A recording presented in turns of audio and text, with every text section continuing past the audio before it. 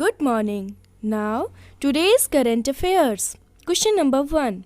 विश्व आदिवासी दिवस कब मनाया जाता है? When is the World Tribal Day celebrated? Answer is 9 August. Now, second question. विश्व आदिवासी दिवस 2020 की थीम क्या रखी गई है? What is the theme for World Tribal Day 2020? तो इसका आंसर क्या है? COVID-19 and Indigenous People Resilience. Now, third question. Capital India finance limited का कार्यकारी अध्यक्ष किसे नियुक्त किया गया है? Who was appointed as the executive chairman of Capital India Finance Limited? Answer is Harsh Kumar Bhanwal. Now, fourth question. किस देश ने ताजिकिस्तान के आधे हिस्से पर अपना दावा किया है? Which country has claimed half of Tajikistan? The answer is China, as usual. Now, fifth question. Reliance Industries Future Brand Index 2020 में किस स्थान पर रही है? Reliance Industries ranked in the Future Brand Index 2020. The answer is second. Now, sixth question. RBI ने बैंकों को सोने के आभूषणों पर कितने प्रतिशत तक ऋण देने की अनुमति दी है? RBI has allowed banks to give loans up to what percentage on gold jewelry? The answer is 90%. Now, seventh question. किस देश ने जमीनी जहाज से तेल रिसाव के कारण देश में आपातकाल घोषित किया है? Which country has declared an emergency in the country due to oil spill from ground ship? The answer is Mauritius.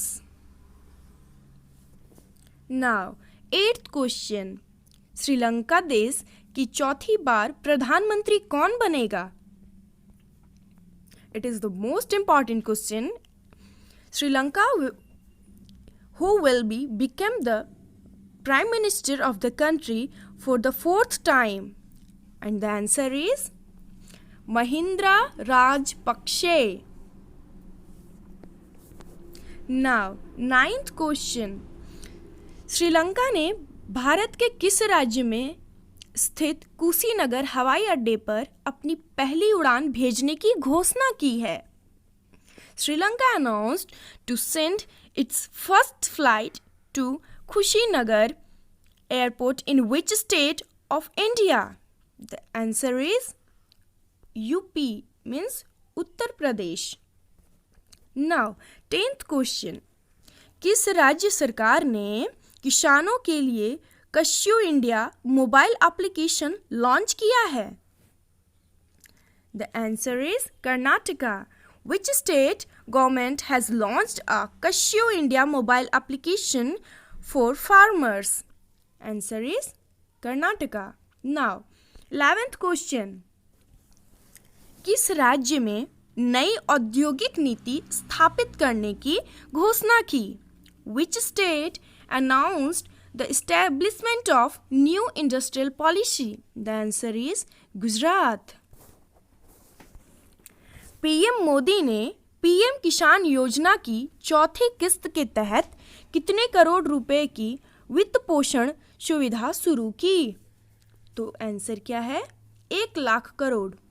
और इसके इंग्लिश में हम देखते हैं. PM Modi launched a financing facility of how many crores rupees under the fourth installment of PM Kisan Yojana? Answer is 1 lakh crore. Now, question number 13. किस राज्य में स्थित NTPC Korba power plant thermal power उत्पन्न करने के मामले में शीर्ष स्थान पर रहा? In which state NTPC Korba power plant topped in the terms of generating thermal power? The answer is Chhattisgarh. Now, question number 14. किस भारतीय एयरपोर्ट में अंतर्राष्ट्रीय यात्रियों के लिए एयर सुविधा नामक पोर्टल लॉन्च किया गया है? Which Indian airport has launched a portal named Air Suvidha for international passengers? The answer is Delhi Airport.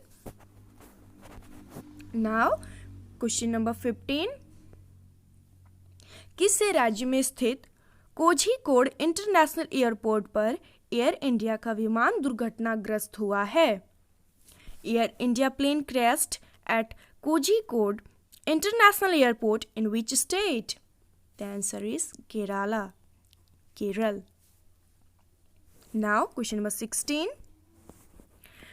किस राज्य के 2 गांवों को सुनामी तैयार श्रेणी में रखा गया है? 2 villages of which state are classified as tsunami ready? The answer of this question is Odisha. Now, question number 17. Nandi एलैया का निधन हुआ है, वह एक प्रसिद्ध कहाँ थे? क्या थे? सॉरी, यहाँ क्वेश्चन कुछ गलत लिखा हुआ है।